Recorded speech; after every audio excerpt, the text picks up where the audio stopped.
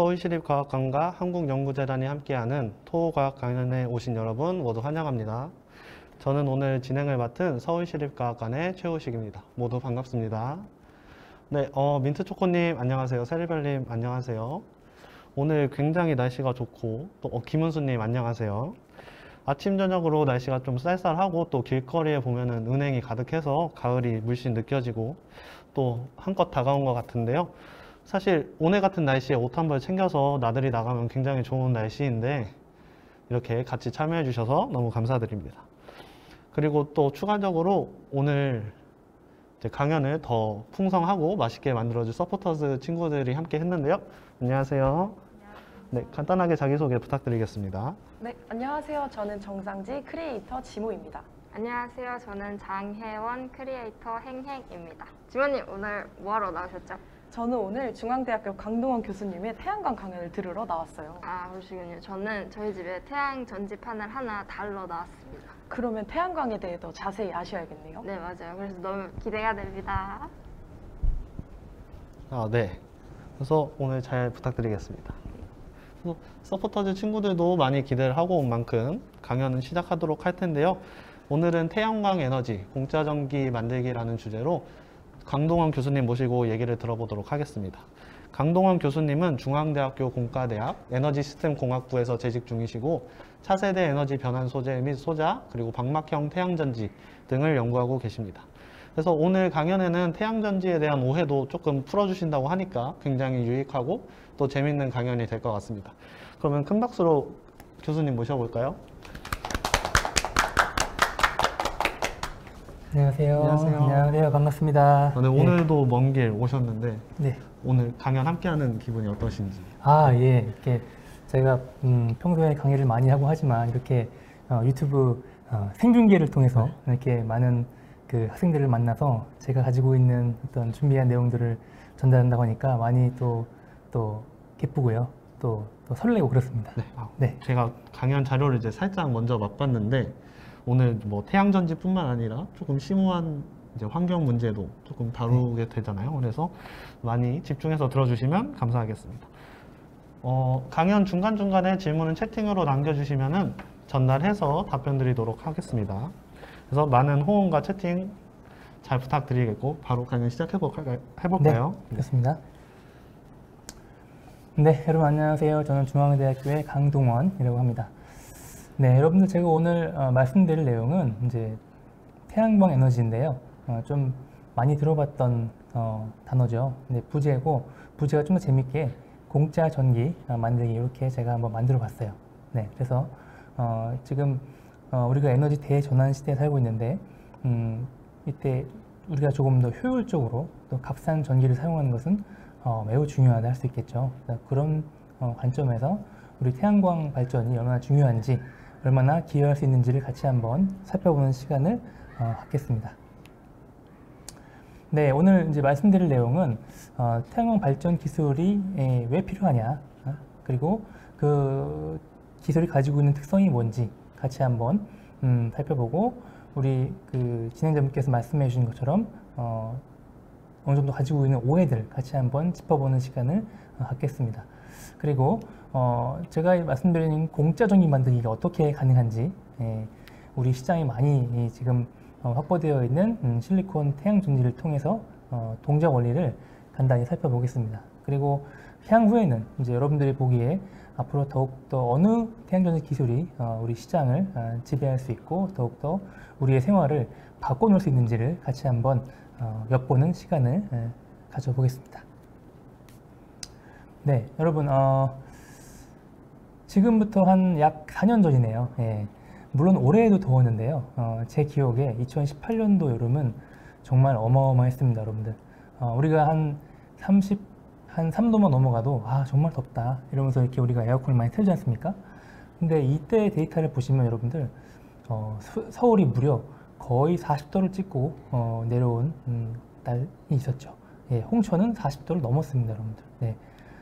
실제로 우리가 이런 어떤 높은 온도를 평소에 느끼기 쉽지 않거든요. 그래서 아래 그림 보시면 정말 어마어마한 이제 폭염이 실제로 우리 서울을 비롯해서 한반도를 강타했던 그런 여름이 있었죠. 18년도. 맞아요. 사실 이때 베란다에 내놓은 달걀이 부화하는 사건도 그렇습니다. 아마 예. 제 기억으로는 18년이었던 걸로 기억을 하거든요. 맞습니다. 네. 예, 9시 뉴스에도 우리가 이제 그 자동차의 위에다가 삶은 계란을 딱 떨어뜨리면 이제 계란이 후라이가 막 되는 네, 그런 것도 있었죠. 예, 그 정도로 우리가 이 폭염을 우리가 지금 경험하고 있습니다. 바로 이어서 그 다음 해에는요. 보시면 유럽을 열파가 좀 덮쳤는데 보시면 40도를 넘어서 45도에 육박하는 정도의 온도가 계측이 됐습니다. 예, 어마어마하죠. 진짜 우리가 30도만 넘어도 에어컨 없이 살 수가 없는데 40도를 넘어서니까 이건 지금 뭐 큰 변화가 있다 이렇게 우리가 말할 수밖에 없는 그런 상황이고 올해 2022년도도 보시면 여전히 이 서유럽의 어마어마한 기온 여기 밑에 게이지가 있는데요. 40도 이상의 온도를 보여주는 이런 영역이 많이 나오고 있습니다. 심각한 문제가 아닐 수 없다. 이렇게 보고 있고 이렇게 되면 자연적인 산불도 많이 발생합니다. 올 여름에도 이 유럽에서 산불도 굉장히 심하게 발생했던 걸로 나오고 있죠. 네, 어떤 유럽만의 문제가 아닙니다. 우리나라로 돌아와서 그리고 올해입니다. 한 달, 두 달, 한두 달 정도의 매우 최근 일인데요. 우리 서울의 심장이라고 할 수 있죠. 강남을 강타했던 폭우를 통해서 우리가 정말 많은 피해를 입었던 생생한 기억이 있죠. 아직 두 달도 채 안 됐습니다. 이런 일들이 벌어지고 있습니다. 매우 안타깝고 참 어떻게 보면 무서운 일이 아닐 수가 없는데요. 자, 그리고 그러면 또 어떤 일이 있었냐? 한 달 정도 됐네요. 2022년 9월인데요. 지금 파키스탄에 어떤 일이 있었냐면은 이 나라의 3분의 1이 잠겼습니다. 지금 3분의 1이 통째로 잠겼고 그게 위성사진에 포착이 되고 있는데요. 지금 그 이재민이 3,300만 명이 발생했습니다. 우리나라의 인구가 대략적으로 5천만 명이라고 생각한다면 절반이 넘는 인구가. 그죠. 거의 60% 정도의 인구가 지금 이재민이 발생했죠. 그리고 지금 이런 어떤 그 재난의 근거로 보여지고 있는 것은 어떤 주변의 기온이 올라가서 빙하가 녹고 있다. 그래서 이제 해수면이 올라오고 이런 것들에 의한 홍수가 지금 나오고 있는 거죠. 네, 그래서 우리가 꼭 이제 1970, 80년대, 90년대로 가지 않더라도 최근 2018년부터 22년까지 최근 3, 4년만 해도 지금 우리에게 다가오는 어떤 이 기후의 변화가 상당히 더 크게, 더 임팩트 있게, 더 무섭게 다가오고 있는 것처럼 보여지는 것이죠. 실제로 이게 지금 일어나고 있습니다. 그래서 제 기억에는 한 10년 전만 해도 우리가 기후가 좀 이상한 것 같아요. 이러면서 기후 변화라는 말을 쓰기 시작을 했어요. 그죠? 근데 뭐 한 5년 전만 해도 기후 위기 이런 말을 또 쓰기 시작합니다. 이거 위기인데요? 그런 말을 쓰는데 지금 제가 보여드렸던 앞에 내용들을 보면 이거 위기라는 말을 쓰면서 표현하기에는 너무 모자란 것 같아요. 그래서 이게 아니야. 위기도 아니야. 우리에게 더 높은 경각심을 줘야 된다는 얘기죠. 그래서 어떤 타이틀이 나오고 있냐? 기후재앙이다 라고 이렇게 우리가 표현을 하고 있습니다. 네. 그죠? 사실 오늘 주제가 이제 기후에 대한 위기 문제는 아니지만 혹시 서포터즈 친구들은 혹시 몸소 느끼고 있는 기후적 문제가 있나요? 올 여름에 있었던 폭우로 인한 산사태에 대해서 네. 굉장히 마음이 아팠던 기억이 있습니다. 선생 친구는 저는 너무 덥더라고요. 더운 문제. 사실 이 강남이 침수됐을 때 제가 친구들이랑 만나서 놀다가 친구 차가 실제로 강남에 빠질 뻔했거든요. 맞아요. 그래서 네. 정말 겨우겨우 이제 집에는 잘 돌아갔다고 하는데 이제 기후 위기 많이 진짜 재앙이라고 불러도 될 만큼 심각한 문제인 것 같습니다. 네. 저도 사실 그날 현장에 강남에 있었습니다. 그래서 제 차가 침수될 뻔했습니다. 정말 탈출하는데 정말 공포였거든요. 근데 하여간 이런 것들이 실제 우리 실생활에 지금 이미 다가오고 있다. 그런 정도죠.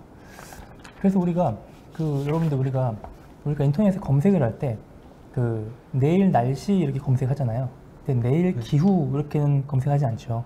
그래서 우리가 날씨라는 단어와 기후라는 단어가 차이가 있습니다. 우리 잘 알고 있지만. 그래서 날씨는 하루하루 실시간 변동을 말하지만 기후라고 하는 것은 3개월, 6개월, 1년 이렇게 어떤 누적적인 평균적인 어떤 날씨 변화를 말하는 거거든요. 그래서 이제 그게 변화한다는 것은 우리에게 큰 그 의미를 부여합니다. 쉽게 바뀔 수 없는 거거든요. 이게.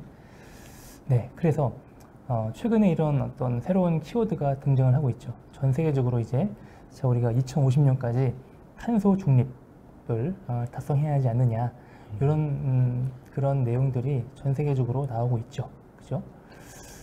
그래서 탄소 중립은 뭐냐면 우리가 탄소를 여러 가지로 배출을 하잖아요. 건물의 냉난방을 통해서 그리고 뭐 우리가 교통에서 많이 나오죠.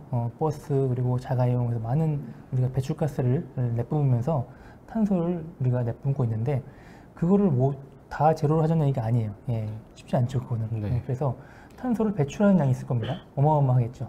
근데 탄소를 다시 우리가 캡처, 흡수하자는 거예요. 예, 그래서 실제로 순 배출량, 네트로는 제로를 하자. 이렇게 하자는 것이 우리가 탄소 중립의 의미가 되겠습니다.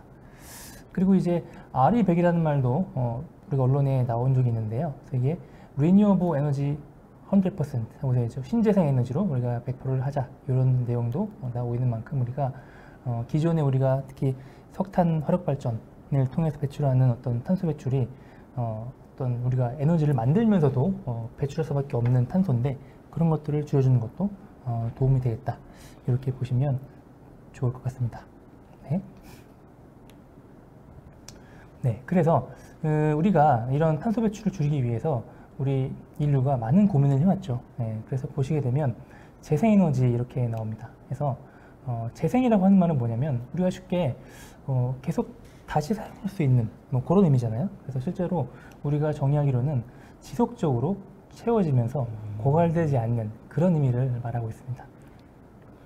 그래서 우리가 분류할 때는 재생에너지에는 태양광, 태양열, 연료전지, 풍력에너지, 지열에너지, 바이오매스, 해양에너지, 수력에너지 이렇게 여러 가지가 있고요. 제가 오늘 말씀드릴 이제 태양광 에너지가 뒤에 나오지만 실제로 현재 우리가 원자력 발전이나 뭐 석탄 화력 발전 같은 어떤 주요한 발전 원인 있잖아요. 그런 것들을 좀 의미 있는 양으로 좀 보조해주고 일부 대체할 수 있는 정도의 그런 존재감이 있는 기술은 사실은 태양광과 풍력이 아직까지는 좀 대세에 있다.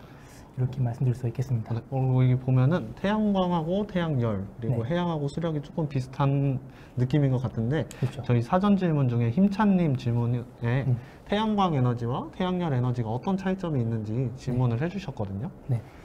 네. 요거 사실은 많은 사람들이 되게 혼용하기도 합니다. 근데 실제로는 많이 다릅니다. 뭐냐면 그 태양을 통해서 우리가 우리 지구를 넘어서 우리 한반도에 빛이 입사잖아요. 근데 들어올 때 그 태양빛이 가지고 있는 거는 빛 에너지가 있고요. 그 다음에 열 에너지가 있습니다.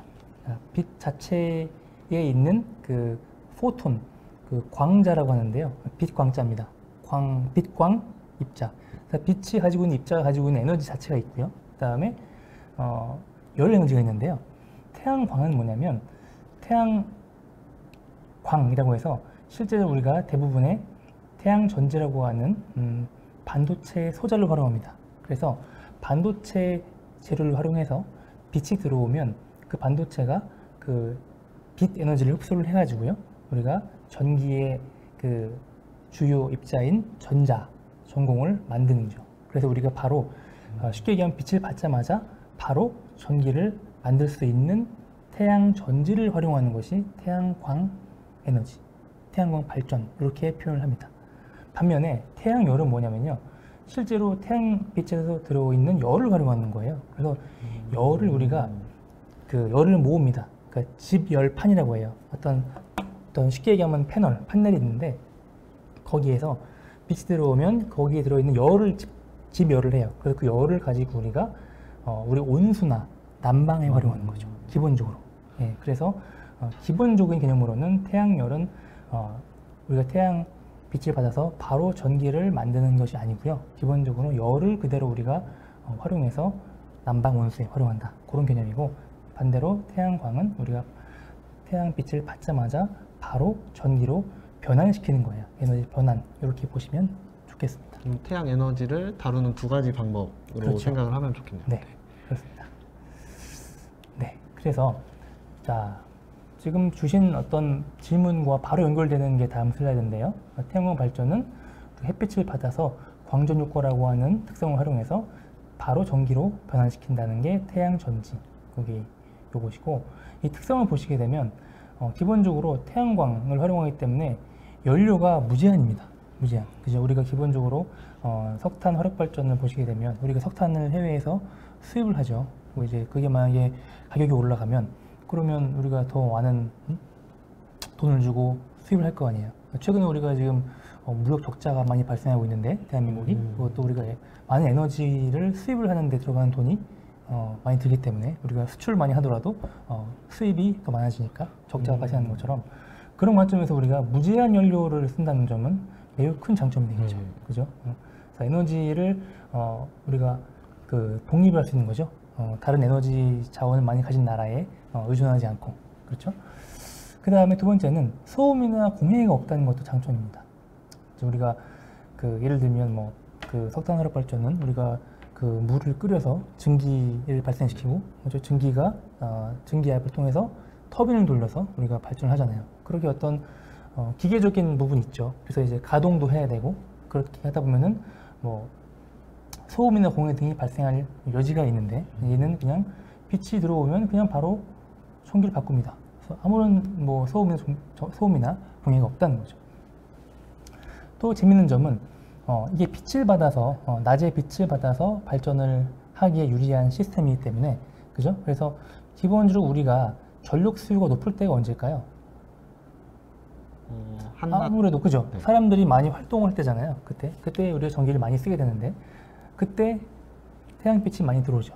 그죠? 우리가 새벽에는 대부분 잠을 자잖아요. 그때는 이제 아무래도 수요가 좋겠죠. 예, 근데 그때는 빛이 들어오지 않죠. 예, 그래서 실제 전력이 필요한 그런 데이타임에 실제 발전량도 높다 하는 점도 장점이 될 수가 있겠습니다. 그렇죠? 그다음에 설치 및 유지 보수가 편리하다는 점도 장점이죠. 그래서 이거는 예를 들면 이거는 오해하실 필요는 없는데, 예를 들면 우리가 석탄 화력 발전소, 원자력 발전소 설치했습니다. 그걸 우리가 마음대로 이사할 수 있을까요? 그게 쉽지 않죠. 예, 그거는 거의 불가능한데, 실제로 이것들은 여기 설치된 거를 그냥 떼서 옮기면 됩니다. 예, 그래서 우리가 예를 들면 발전하기에 더 좋은 지역이 있다, 그런다 하면 예를 들면 이거 그냥 옮기면 돼요. 예, 그래서 유지 보수도 편하고 설치도 편하다. 상대적으로 그런 얘기죠. 그럼 이제 우리 들으시는 분들이 그럼 태양광에너지가 다 좋네요. 단점은 없나요? 이렇게 질문할 수도 있겠죠. 네, 단점도 있습니다. 네, 뭐냐면 이거는 태양광뿐만이 아니고 앞서 보여드렸던 다양한 재생에너지들이 가지고 있는 공통적인 단점입니다.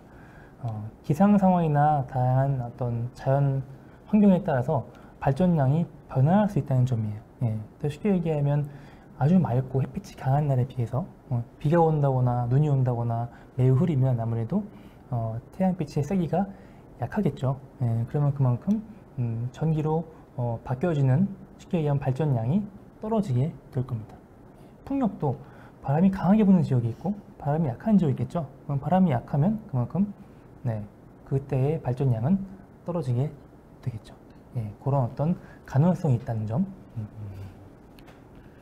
네, 그래서 우리가 여기저기 지금 발전을 하면서 실제적으로 이렇게 가정에서도 전기료를 절감하는 그런 다양한 사례들이 보고가 되고 있죠. 네, 그러면 여러분들 네, 그러면은 여기 질문 이제 있죠. 오해 넘어가기 전에 서포터스 친구들이 질문을 준비했는데 그거 먼저 질문 답변하고 넘어가도록 좋습니다. 하겠습니다. 일단 아까 말씀해 주신 것 중에서 태양광은 무한한 에너지 자원이라고 하셨는데 태양광 발전 시스템은 뭔가 그렇지 않을 것 같다라는 생각이 들었거든요. 그래서 시간이 지나면 모듈 표면이 더러워지거나 발전 효율이 떨어지지는 않나요? 네. 일단 시간에 따라서 효율이 천천히 감소할 수 있습니다. 예, 그래서 현재 지금 제조사들에서 발표하고 있는 태양광 패널, 태양광 모듈의 발전 효율이 약 한 20% 이상이 되는데요. 그 효율이 우리가 제조사에서 개런티하는 효율이 한 20년에서 25년까지 사용할 수 있다. 그리고 그렇게 장기간 우리가 사용했을 때 실제로 태양 발전 효율은 초기에 나왔던 효율 대비 약 1-20% 감소할 수 있다. 이렇게 발표하고 있습니다. 그래서 장기적으로 사용하면 천천히 이 모듈이 가지고 있는 특성이 조금씩 떨어져요. 그래서 효율은 장기적으로 떨어지긴 합니다. 하지만 그 감소폭이 그게 크지 않고요.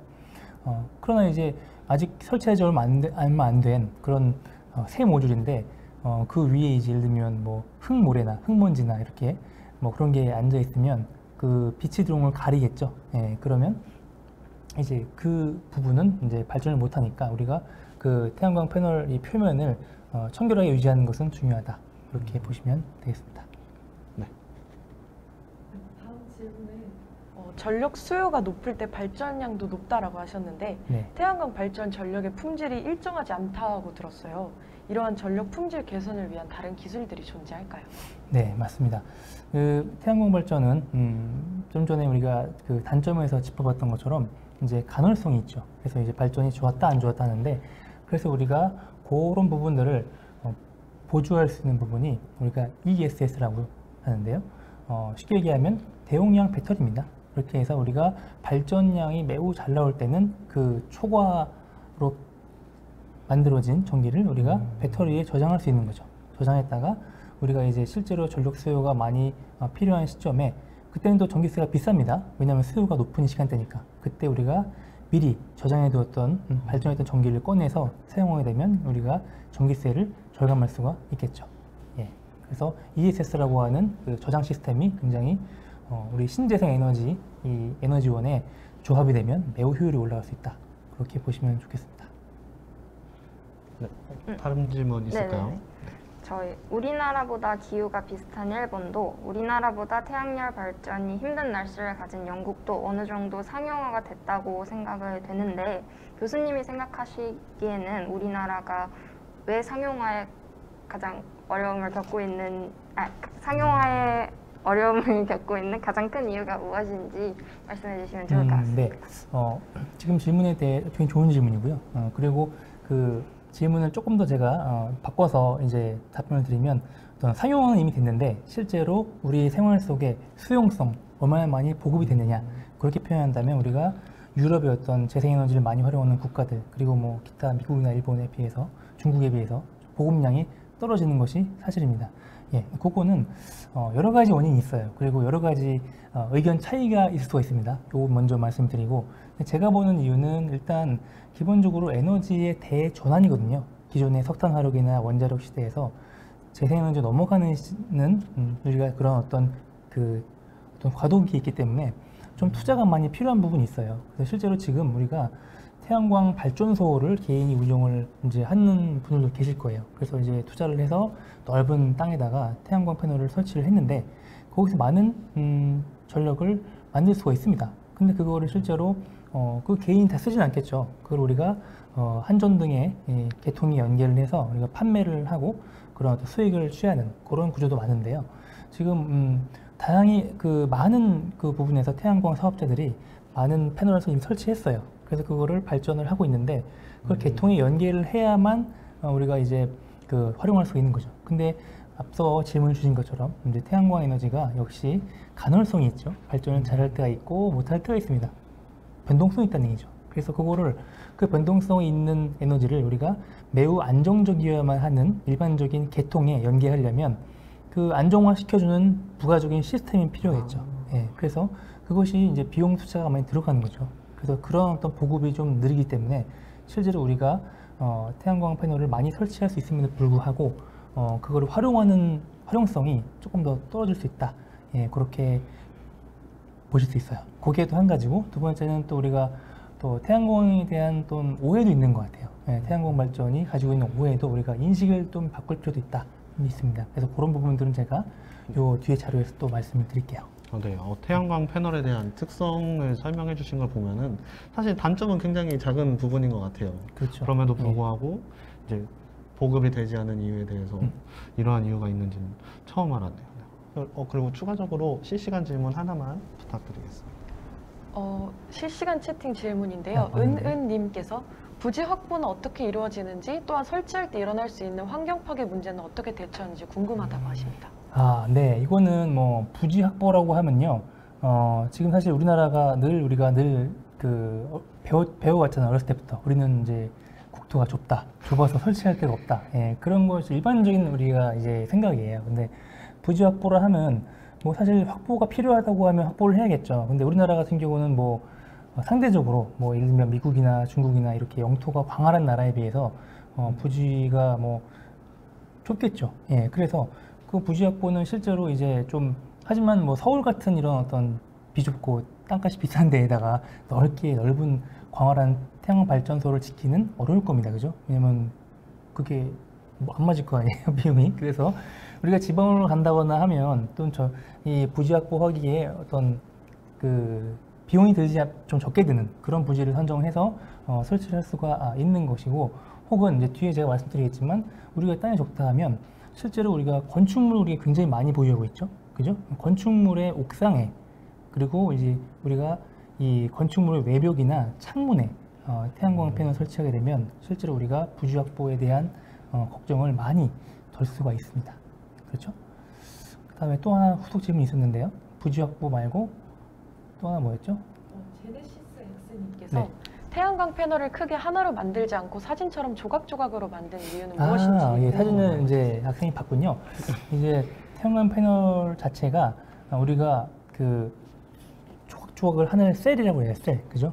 셀을 하나하나 이제 집적화해서 큰 패널을 만든 거예요. 실제로 이 셀 하나가 약 15cm by 15cm 정도 됩니다. 예, 그 정도 정사각형 모양이 일반적인데, 그 사이즈의 실리콘 반도체를 만들려면 실제로 실리콘을 이렇게 녹여서 실제로 실리콘의 결정을 쭉 성장하는 과정이 있어요.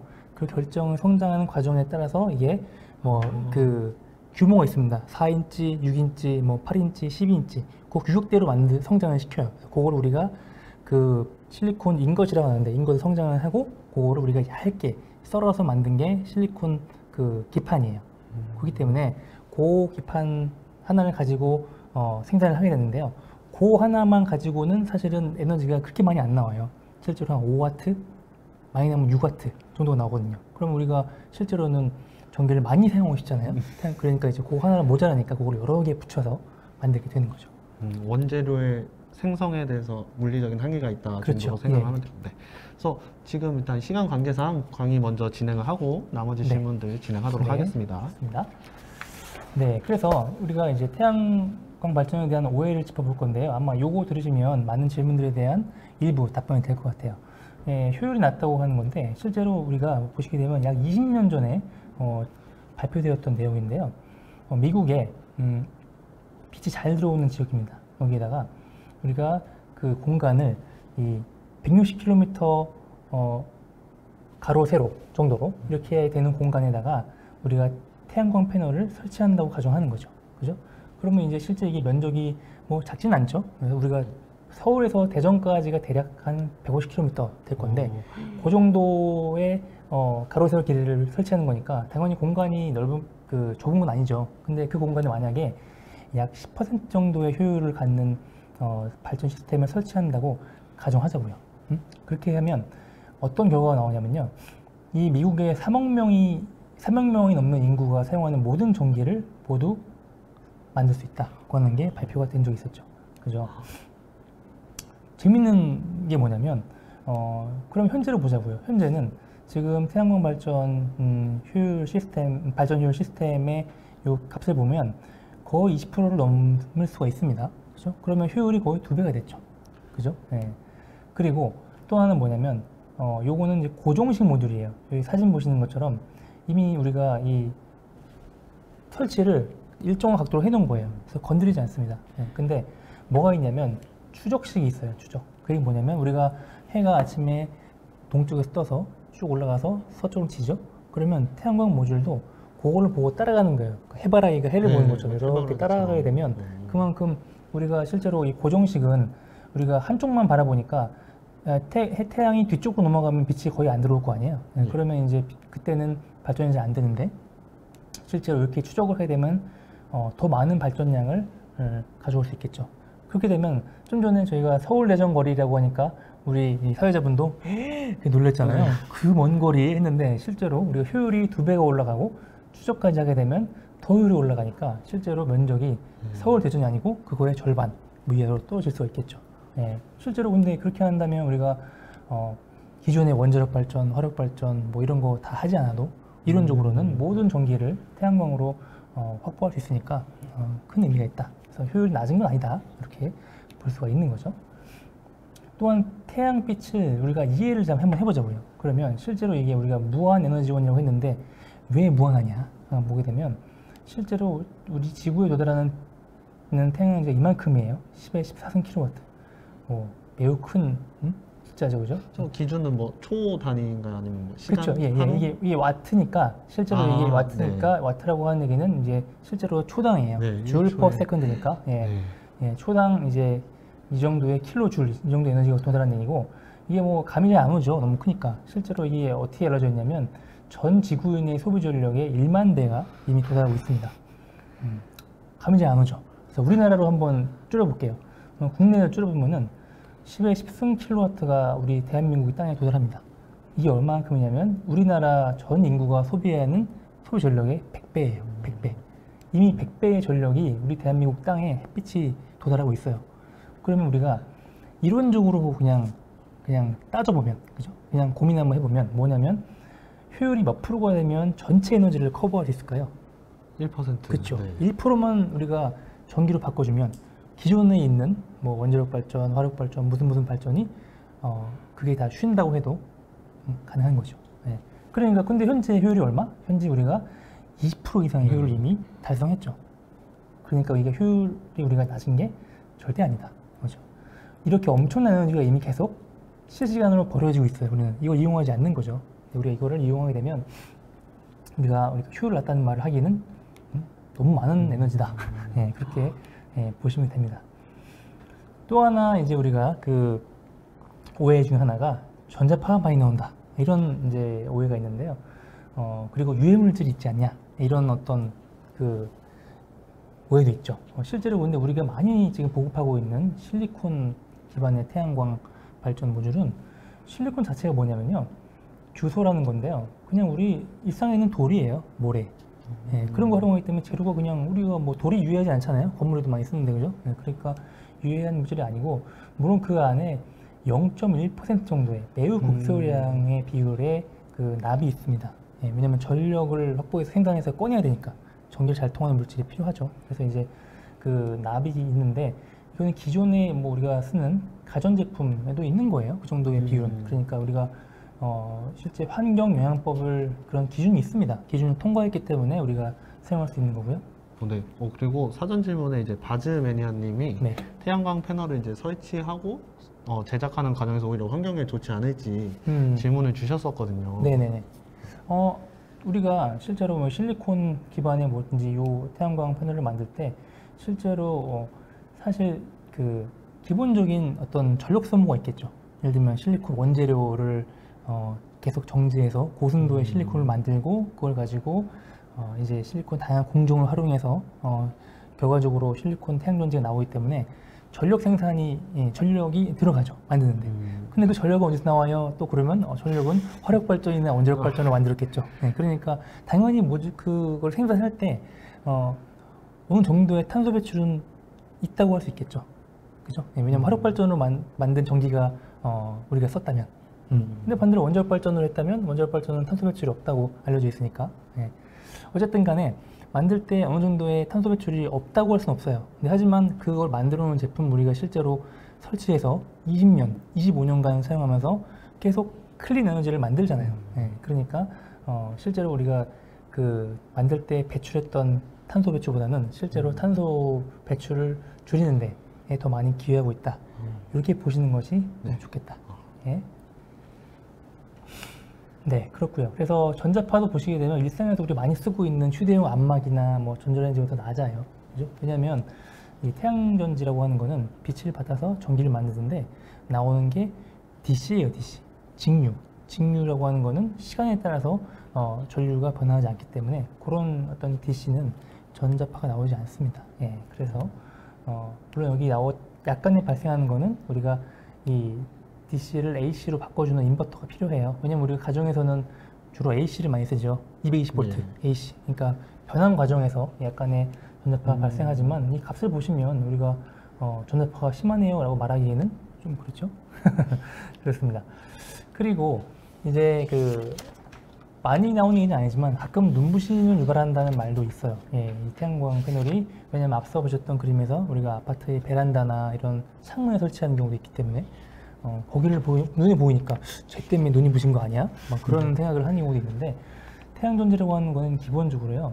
여러분들 빛을 최대한 흡수를 하고 싶은 장치죠. 그죠? 왜냐면 빛을 반사시켜버리면 태양전지 입장에서는 이게 손실이에요. 내가 최대한 빛을 많이 흡수를 해서 그거를 최대한 전기를 바꿔주는 장치잖아요. 그래서 빛이 반사하게 되면 그건 너무 아까운 거죠. 빨리 바꿔야 되는데. 그래서 무슨 기술이 들어가냐면 반사를 방지해주는 코팅이 들어가요. 그래서 빛의 반사를 더 저감시키는 거죠. 그래서 보시게 되면 유리라고 하는 거, 우리가 건축물에 많이 쓰이는 벽돌이나 유리 보시면 뭐 낮게는 8%, 높게는 20%까지 기본 반사율을 가지고 있는 재료인데 태양전지는 오히려 낮죠. 벽돌이 20%까지 올라간다는 게 굉장히 신기한. 그렇죠. 네. 예, 이것도 이제 좀 그러니까 약간 범위가 있겠죠. 또 벽돌이나 어떤 소재마다. 네. 근데 되게 어쨌든 우리가 하고 싶은 얘기는 기존의 건축물에 비해서 반사율이 높은 건 아니다. 이렇게 보면 맞습니다. 그리고 여기 나와 있는 것도 앞서 나왔던 질문인데 그거 이제 모듈 위에 무슨 이렇게 모래나 이런 게 끼면 효율 떨어지지 않냐? 떨어지죠. 그래서 이제 우리가 그냥 빗물이나 자는 물로 그냥 쭉 흘려주면 돼요. 그러면 자연스럽게 씻겨 내려가니까 우리가 특별히 뭐 사람이 가서 막 뭐 비는 물로 청소하고 뭐 이럴 필요는 이제 없다 일반적으로. 그렇습니다. 실시간 네. 질문 네, 중에 질문 받을까요? 이다윤님 질문인데 한번. 네. 왜 태양광 모듈은 직류를 사용을 하나요? 단순한 전자파 문제 때문인가요? 교류를 사용하면 직류를 교류로 바꿀 때 전력 손실을 낮출 수 있지 않을까요? 라고 질문을 네. 했어요. 이것도 이제 직류와 교류의 어떤 정기적인 특성에 대한 우리가 얘기인데요. 태양광 모듈 안에 들어있는 태양광 셀, 그죠? 그 셀은 이제 반도체, 특히 이제 우리가 많이 쓰는 실리콘, 이제 P-타입, N-타입 반도체를 붙여서 만듭니다. 예. 거기에서 빛을 받아서 이제 뒤에 설명드릴 건데 전자와 전공이 나와요. 그걸 바깥으로 빼내거든요. 이게 이것이 빛을 받으면 일정하게 전자 전공이 쭉 나옵니다. 시간에 따라 변화 없이 쭉 일정한 양이 나옵니다. 예. 그래서 그 얘기는 뭐냐면 시간에 따라 일정한 양의 전류가 나온다. 그 자체가 직류인 거예요. 네. 그래서 이제 직류인 전류가 나올 수밖에 없는 거예요. 그게 특성입니다. 근데 우리가 실제로 교류라고 하는 거는 우리가 발전소에서 이렇게 가정으로 전송을 할 때, 그죠? 전송을 할 때 전력 효율 문제 때문에 일부러 교류를 활용해서 전력을 공급을 해요. 그래서 우리가 가정이나 건물에 들어오는 거는 교류가 들어오고 있잖아요. 예. 근데 우리가 실제로 쓸 때는 우리가 휴대폰을 충전한다거나 노트북 같은 거 이렇게 보면 이렇게 어댑터가 있죠?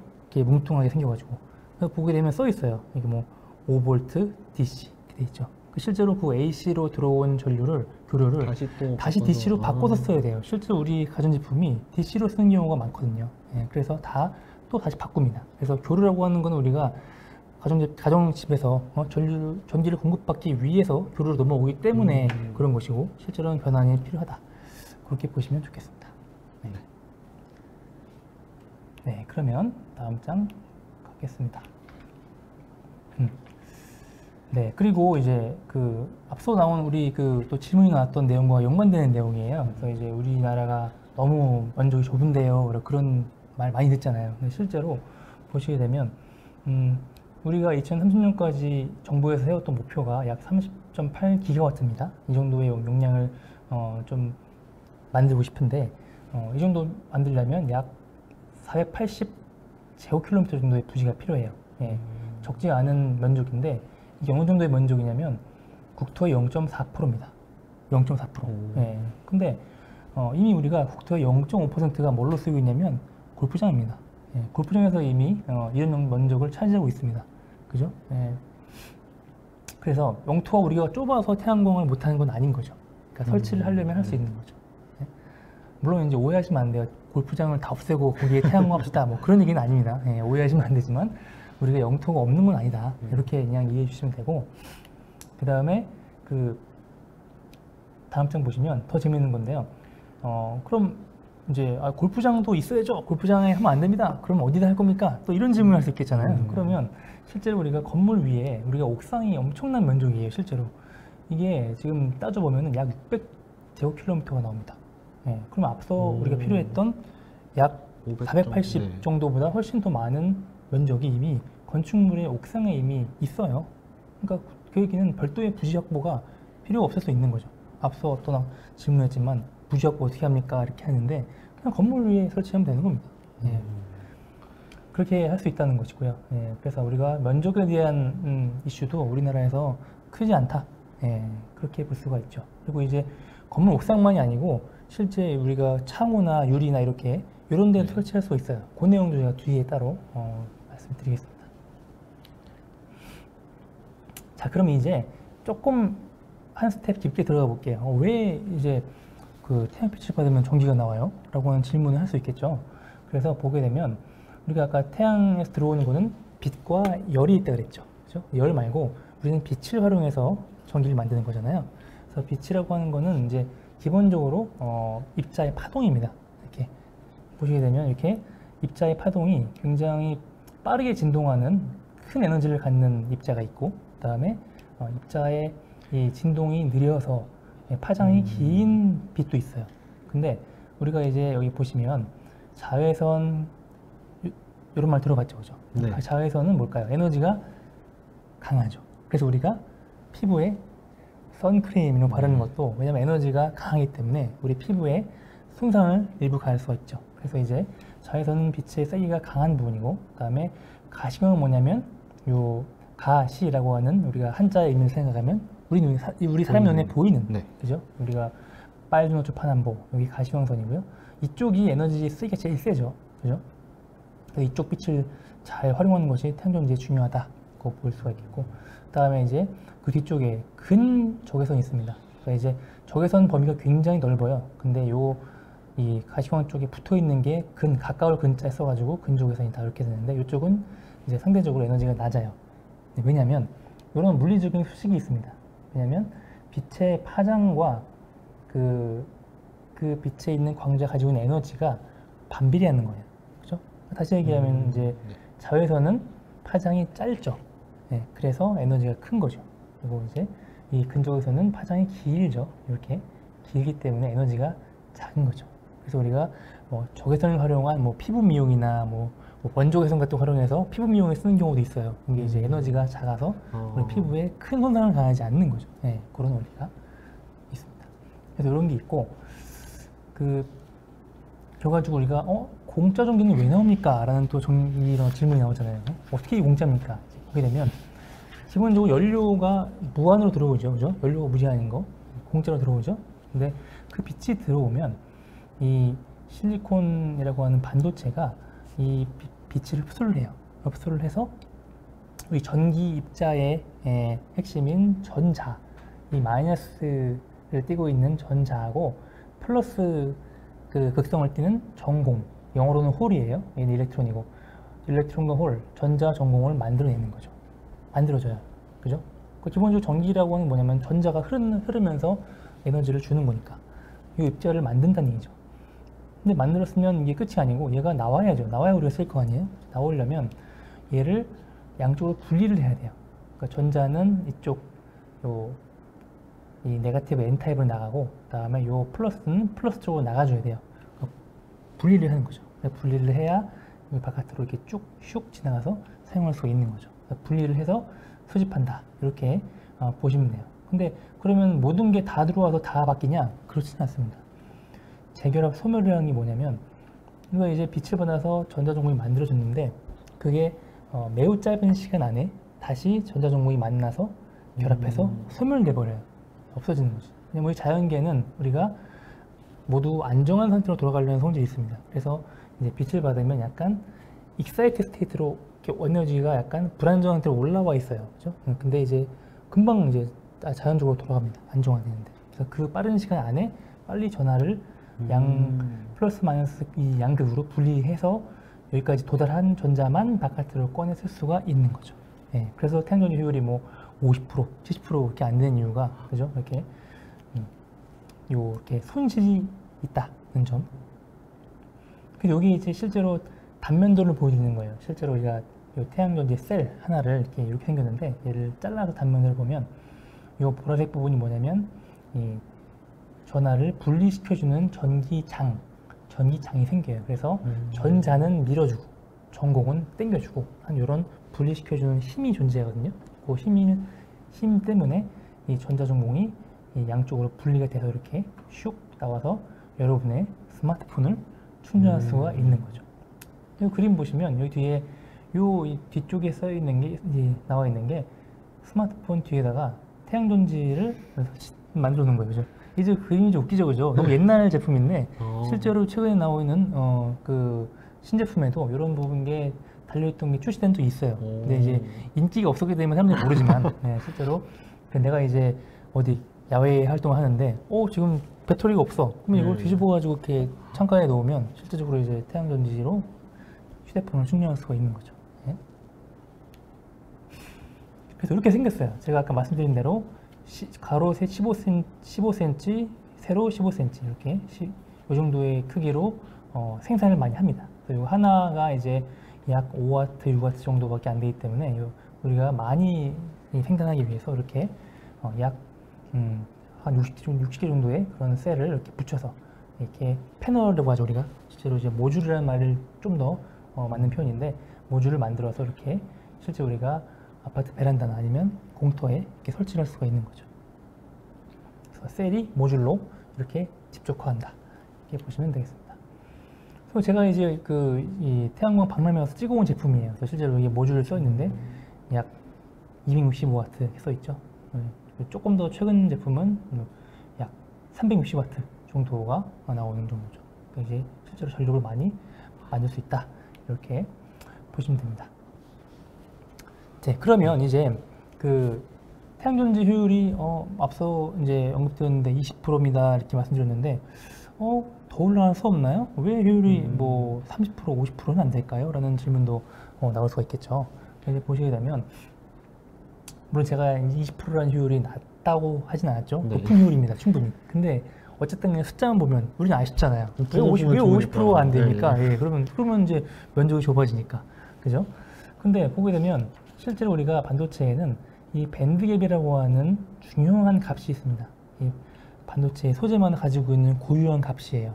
고유한 값인데 이 에너지보다 더 강한 그 에너지를 갖는 입자만 흡수할 수가 있어요. 이렇게 올라와서. 이게 이제 뭐냐면 에너지 밴드라고 하는 거는 이 밑에 있는 가전자대는 이 전자가 움직일 수 없어요. 전기를 활용할 수 없는 영역입니다. 그리고 전자가 위로 올라와서 이 전도대라고 하는 전기를 잘 움직일 수 있는 이 구간을 올라와야만 우리가 꺼내서 전기를 쓸 수 있는 부분이에요. 그래서 이제 이리 올라와 줘야 되는데 이 올려주는 거를 우리가 우리 힘으로 하지 않고 태양빛이 들어와서 이 전자를 위로 올려주는 걸 하는 거죠. 네, 해주는데 여기 1번하고 3번은 뭐냐면 손실이에요. 손실. 2번은 우리가 손실 없이 잘 흡수하는 구간입니다. 그래서 기본적으로 먼저 말씀드리면 1번과 3번 때문에 효율이 많이 떨어져요. 네. 왜냐면 우리가 요거를 한 칸의 계단에 우리가 올라간다고 한번 가정해 보는 거예요. 그래서 우리가 계단을 한 칸 올라가는데 거기에 맞는 딱 적당한 힘을 주면 그러면 우리가 효율적으로 계단 올라간 거죠. 그죠? 그때 1번은 뭐냐면 우리가 계단 한 칸 올라가는데 매우 많은 힘을 주고 한 칸 올라간 거예요. 그러면 계단에 우리가 많이 남았는데 너무 많이 힘을 준 거잖아요. 그러면 어때요? 괜히 낭비한 거죠. 그래서 그 낭비한 만큼 얘도 열로 나갑니다. 그러니까 에너지가 큰 그 광자는 들어와서 요 계단 한 칸 올렸지만 나머지 추가로 쓴 힘은 열로 나가는 거죠. 그리고 반대로 이 계단만큼 에너지보다 더 작은 에너지를 갖는 광자가 들어오면 흡수가 안 됩니다. 그러니까 우리가 너무 작은 힘을 주면 계단 한 칸도 못 올라가는 거죠. 아이고 힘들어 하면서 못 올라가잖아. 예, 그러면 못 올라가는 거죠. 예, 그런 거지. 쉽게 얘기하면. 예, 그래서 이런 어떤 원리가 있다. 근데 반도체는 그 고유의 밴드갭을 갖기 때문에 그 반도체를 고르는 순간 이렇게 1번, 3번의 그 손실되는 과정은 반드시 발생할 수밖에 없는 거죠. 그렇죠? 그런데 손실이 발생하고, 그래서 우리가 효율을 더 올리기 위해서 우리가 뭘 할 수 있냐면, 그러면 계단을 여러 개 놓는 거예요. 큰 계단도 놓고, 그리고 중간 계단, 그리고 작은 계단을 설치하는 거죠.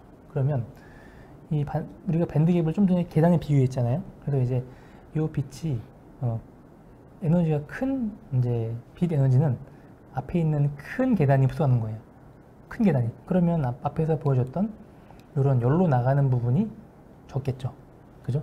큰 계단은 앞에 흡수를 하고, 그다음에 중간 계단, 그다음에 뒤에 있는 작은 계단을 놓게 되면 에너지가 작은 빛들은 이 뒤에 있는 작은 계단에서 흡수를 하겠죠. 네. 그래서 이렇게 순차적으로 에너지가 큰 빛은 앞에서 흡수하고, 중간 요 그린 색깔은 중간에서 흡수하고, 에너지가 작은 그런 이 레드예요. 이쪽 적외선 쪽 가시광의 끝에, 그리고 적외선 쪽의 빛은 맨 밑에 있는 밴드갭이 작은 반도체가 흡수를 하는 거죠. 그러면 효율적으로 흡수하니까 앞에서 보여줬던 이렇게 너무 힘을 과하게 줘서 이렇게 낭비하는 에너지가 감소하게 되는 거겠죠. 그리고 순서가 되게 중요하겠네요. 그렇죠. 예, 순서 중요합니다. 에너지부터. 그렇죠, 그렇죠. 만약에 이렇게 할 수 있죠. 그러면 작은 밴드갭을 갖는 걸 앞에 흡수하면 어떻게 됩니까? 앞에 비치면 그러면 그게 엄청나겠죠. 네. 예, 그러니까 이 순서가 굉장히 중요하겠죠. 예, 그렇게 보시면 됩니다. 자, 그래서 우리가 많은 그 과학자들이 정말 많은 종류의 반도체를 가지고 그 연구 개발을 해왔어요. 그래서 지금 여기 보시면 다양한 반도체가 있고요. 그 반도체별로 이 공인 인증을 해주는 거예요. 이렇게 해가지고 이렇게 미국의 NREL이라고 하는 연구소에서 이렇게 인증을 쭉 해서 차트를 이렇게 쭉 갱신을 해가는 과정인데요. 제가 지금 최근에 매우 핫한 페로브스카이트라고 하는 그런 소재에 대해서 간략히 말씀드릴게요. 이 친구는 뭐냐면 기존에 우리가 지금 실제로는 태양광 시장에 거의 90%를 기존의 실리콘 태양전지가 점유를 하고 있습니다. 네. 근데 우리는 뭘 추구하냐면 늘 가성비를 추구하죠. 그렇죠? 가격은 더 저렴하고 그리고 성능은 더 좋고 그렇게 하고 싶잖아요. 그렇죠? 그래서 기존의 실리콘 태양전지가 매우 좋은 장치인데 그거보다 더 싸고 그러면서 더 효율이 높은 그런 걸 우리는 원하잖아요. 늘 그래왔잖아요. 우리는. 그죠? 그래서 그런 노력을 많이 하다가 만든 소재가 이 소재예요. 실제 페로브스카이트라고 하는 거는 발견한 학자의 이름이고요. 결정 구조를 의미합니다. 그래서 이 결정 구조가 이렇게 생겼는데요. 실제로 얘는 여기 들어가는 A, B, X에 들어가는 어떤 원소가 들어가느냐에 따라서 반도체였다가 부도체였다가 초전도체였다가 이게 변화할 수 있어요. 근데 실제로 우리가 태양전지 활용하는 것은 반도체이죠. 빛을 흡수해서 전자 전공을 바로바로 빼낼 수 있어야 되니까. 그래서 여기 이제 A, B, X3라고 하는 결정 구조에서 나오는데요. 그래서 뭐 예를 들면 A 사이트에는 뭐 조금 약간 어려운 얘기예요. 좀 약간 이런 뭐 메틸아모늄, 뭐 포름아미디늄 이런 물질들이 들어갈 수가 있고, 그다음에 B 사이트에는 뭐 납이나 뭐 주석, 그다음에 X 사이트에는 우리 주기율표에 있는 할로겐 원소, 그죠? 여기 아이오딘, 브로민, 클로린 이런 것들이 들어가서 이런 구조를 만들 수가 있고, 대표적으로 태양전지에 많이 쓰는 게 MA, 첫 번째는 MA, 그다음에 B 사이트에는 요 PB, 그다음에 X는 여기는 아이오딘, 요오딘, 요거를 써서 요 소재가 초기에 가장 많이 개발되어 왔어요. 개발되어 왔고, 왜냐면 얘가 빛을 굉장히 잘 흡수합니다. 흡광 특성이 실리콘보다 좋아요. 강하게 잘 흡수하기 때문에 실리콘보다 훨씬 얇은 두께를 써도 충분히 빛을 흡수할 수 있는 거죠. 그 얘기는 재료 소모가 적겠죠. 굳이 두꺼워 오면은 우리가 만드는데 돈이 많이 들어갈 거 아니에요. 방막으로 얇게 만들 수 있다는 점. 그 다음에 그 전자전공이 만들어졌으면 그게 아까 앞서 보셨던 것처럼 전극으로 나와야 될 거 아니에요. 근데 전기가 확산해서 나와야 되는데 그 확산 거리가 꽤 길어요. 요 소재가. 그래서 기존에 나와 있는 소재에 비해서 이 소재가 빛의 흡수를 잘하고 전자가 멀리 이동할 수 있다. 그 점은 이제 효율 높은 태양전지를 만들기에 매우 좋은 조건입니다. 예, 그래서 요 소재를 기반으로 해서 연구자들이 많은 연구를 했어요. 그래서 지금 뭐 그 연구 개발을 해서 나온 논문이 뭐 수천 편이 넘어요. 그래서 수많은 연구 개발을 통해서 이렇게 연구를 진행을 해왔고요. 동작 원리는 이렇습니다. 실제 빛이 들어와서 이 페로브스카이트가 빛을 흡수해서요, 전자와 전공을 만듭니다. 그래서 전자는 요 전자를 잘 전달하는 요로 이렇게 내려가서 전극으로 나오고요. 전공은 반대로 이렇게 흘러와서 전공 전달층으로 통해서 나와요. 그래서 결론적으로 반도체의 이 소재 재료만 바뀌었을 뿐이지 실제로 빛을 흡수해서 전자를 만들고 바깥으로 빼서 쓴다는 기본적인 동작 원리는 똑같다. 그렇게 보시면 좋겠습니다. 그렇고요. 비교해 보면 기존에 많이 쓰는 실리콘은 실리콘이 이제 돌덩어리예요. 돌을 녹여서 정제해서 고순도의 실리콘을 만든 거기 때문에 온도가 1000도 이상으로 열 처리가 필요해요. 그러니까 이제 엄청난 전기 에너지를 쓰겠죠. 그걸 녹여야 되니까. 그죠? 그래서 이제 좀 이제 두께도 두껍고 조금 이제 제조 공정이 좀 복잡하고 이제 상대적으로 좀 비쌀 수 있다는 건데, 페로브스카이트는 어떠냐? 공정이 뭐 높아야 400도, 낮으면 100도 정도 이렇게 낮게 제조 가능합니다. 그리고 두께는 훨씬 얇습니다. 20분의 1에서 100분의 1 정도 두께를 얇게 할 수 있다는 거죠. 그래서 저렴하게 만들고, 그리고 가볍고, 그리고 그림 보시는 것처럼 이렇게 종이처럼 휠 수 있어요. 휘니까 놓쳐도 깨지지 않아요. 근데 앞에 있는 실리콘은 이렇게 꽉 놓치면 파손될 수가 있죠. 돌덩이니까. 그렇죠. 예. 그래서 그런 차이가 있다는 거죠. 그래서 또 하나 장점은 얘를 이 페로브스카이트라고 하는 거를 투명하게 만들 수 있습니다. 투명하게 만들면 우리가 뭐가 좋냐? 앞서 우리가 늘 우리 나라가 좁아요, 설치할 데가 없어요 막 이러는데, 건물은 많죠. 우리가 건물에 이렇게 외벽에, 벽이나 창호에 설치를 하게 되면 발전을 더 할 수가 있고요. 우리가 조망권을 해치지 않으면서 밖을 잘 보면서도 옥상뿐만 아니라, 그렇죠. 네. 추가적으로 이제 옥상 플러스 이 건물의 창호에 설치를 하는 거죠. 실제로 조사한 결과를 보시게 되면 미국의 건물 표면이 50억 제곱미터 이상이에요. 어마어마하죠. 건물 많으니까. 여기에 투명 태양전지를 우리가 적용하게 되면, 반투명한 이 기술을 적용하면 100기가와트의 전력을 추가로 만들 수가 있다 하는 겁니다. 100기가와트. 그러니까 어마어마한 양의 전력을 추가로 만들 수가 있는 거죠. 그렇죠? 그래서 저희 연구실에서 연구한 내용을 간략하게 소개해 드릴게요. 그래서 이제 그 반투과 반투명한 것을 활용하면 이렇게 창호나 다양한 환경에 적용할 수 있기 때문에, 저희는 좀 개발한 내용 재밌는 부분은 기본적으로 이제 양 끝에 전극이 있잖아요. 전극은 당연히 금속은 투명하지 않죠. 그럼 빛을 투과하지 않잖아요. 그죠? 근데 우리가 투명하게 만들기 위해서 이렇게 femtoseconds 레이저라고 하는 걸 활용해서 여기 이렇게 퐁퐁퐁퐁퐁 이제 구멍을 뚫는 거예요. 쉽게 얘기하면 구멍을 뚫으면 빛이 들어올 때 이 구멍을 통해서는 빛이 잘 투과하겠죠. 그죠? 그리고 이제 구멍을 뚫지 않은 부분은 그대로 빛을 흡수하겠죠. 그죠? 네, 그래서 여기 지금 보시게 되면 저희 중앙대학교 그 랜드마크 앞에서 찍은 거예요. 보시게 되면 이렇게 여기 패터닝, 구멍을 뚫는 공정을 한 부분 보시게 되면 이렇게 이 부분이 투명하죠. 투명해 뒤에 이 중앙대 간판이 보이는 것이 보이시죠. 그리고 이 기술을 적용하지 않은 부분은 이 빛을 흡수해서 전기를 만들고 있으니까 이거는 좀 어둡죠. 이렇게 해서 투명하게 셀을 만들 수가 있다. 이 부분 요 두 개의 차이점은 뭐냐면, 우리가 얘는 더 투명하게 하는 거예요. 왜 더 투명하게 한 투과율을 올리게 되면 반대로 얘기하면 빛을 덜 흡수하는 거죠. 표면적이 줄어들게 그렇죠. 되니까. 그렇게 되면 태양전지가 만들 수 있는 전력량은 감소하겠죠. 대신에 우리가 투과율을 더 얻는 거죠. 그죠? 그런 어떤 그 차이점이 있다. 그래서 저희가 또 하나 소개해드리면, 구멍을 뚫지 않고도 이제 이 태양전지의 후면에 들어가는 이 불투명한 이 전극을 투명한 소재로 교체를 해가지고 전체를 투명하게 만든 겁니다. 그래서 물론 불투명한 태양전지에 비해서 효율은 약간 떨어지죠. 투명하게 만들었으니까. 그 얘기는 빛을 더 투과하게 만든 거잖아요. 그러니까 의도적으로. 그러니까 이제 빛을 덜 흡수하니까 전력은 더 많이 나오죠. 더 적게 나오죠. 하지만 눈으로 보기에는 이렇게 더 좋은 투광성을 보여줄 수가 있는 겁니다. 그래서 마지막으로 이제 투과율을 올릴 수도 있고 이제 기존의 실리콘이나 이런 그 일반적인 테크놀로지에 비해서 효율을 더 올릴 수 있는 기술도 있어요. 어떻게 하냐면 이 실리콘 테크놀로지 이런 거에다 그 위에 페로브스카이트를 하나 위에 얹히는 거예요. 이렇게 얹어서 두 개의 테크놀로지를 하나로 합치는 거죠.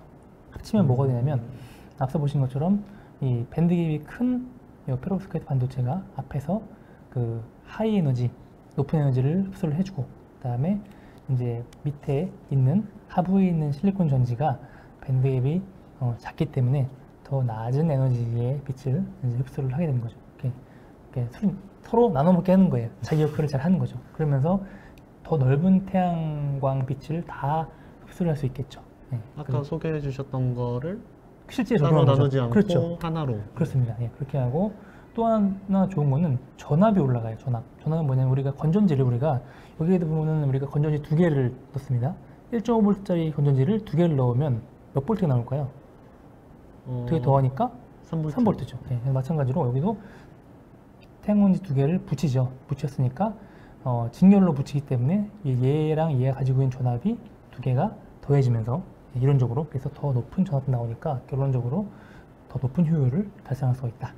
이렇게 보시면 좋겠습니다.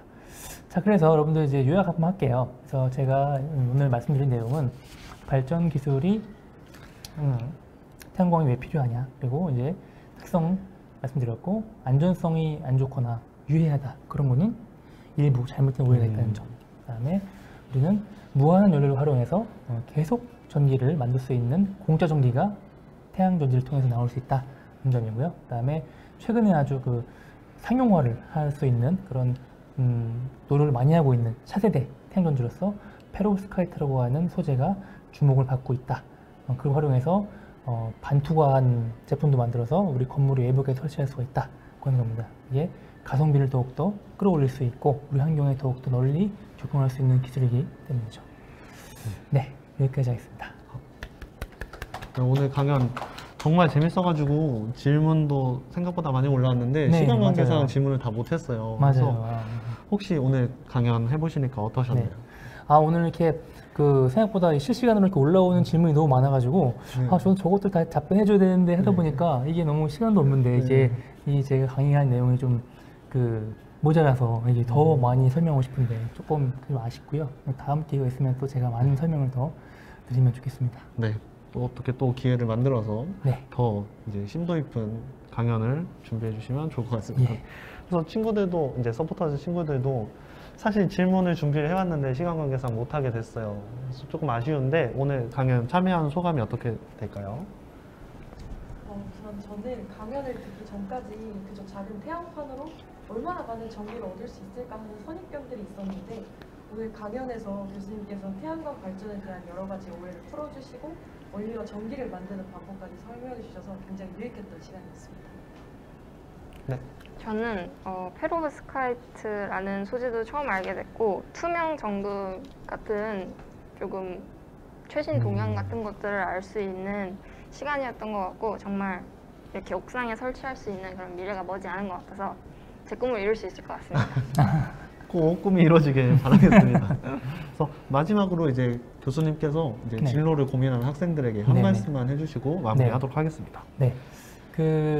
우리가 예전에는 우리가 핸드폰도 이렇게 피자폰을 썼죠. 피처폰. 해서 이제 우리가 전화와 문자만 있었죠. 근데 지금 어느 순간 스마트폰이라는 게 나왔는데 저런 게 있구나 했는데 지금 현재 우리가 거의 대부분의 사람이 쓰고 있습니다. 그죠? 마찬가지로 우리가 지금 태양광도 우리나라는 조금 이렇게 보급률이 높지 않다 그런 말도 나오잖아요. 근데 실제로 우리가 지금은 이럴지 모르지만 분명히 향후에는 훨씬 더 많은 그 기회와 뭐 더 많은 어떤 환경을 통해서 분명히 더 많은 그 태양광 패널이 보급되는 걸 분명히 볼 거다 이렇게 말씀드려요. 왜냐하면 더욱더 효율이 올라갈 거고 우리 실생활에 친환경적으로 무한히 이런 것들을 공급할 수 있는 에너지가 그 중에 하나가 태양광 발전이기 때문이죠.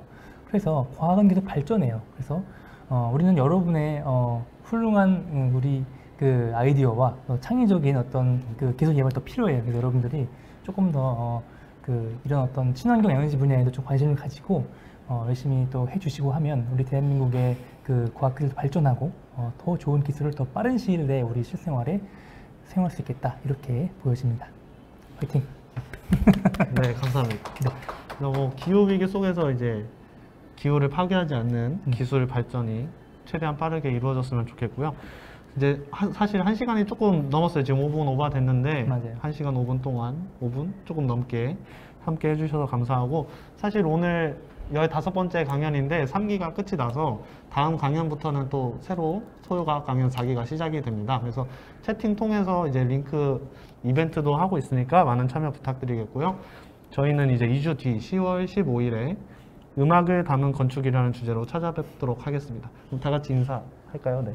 오늘도 강연에 참여해주신 여러분 모두 감사합니다. 다음에 또 만나요. 감사합니다. 또 만나요.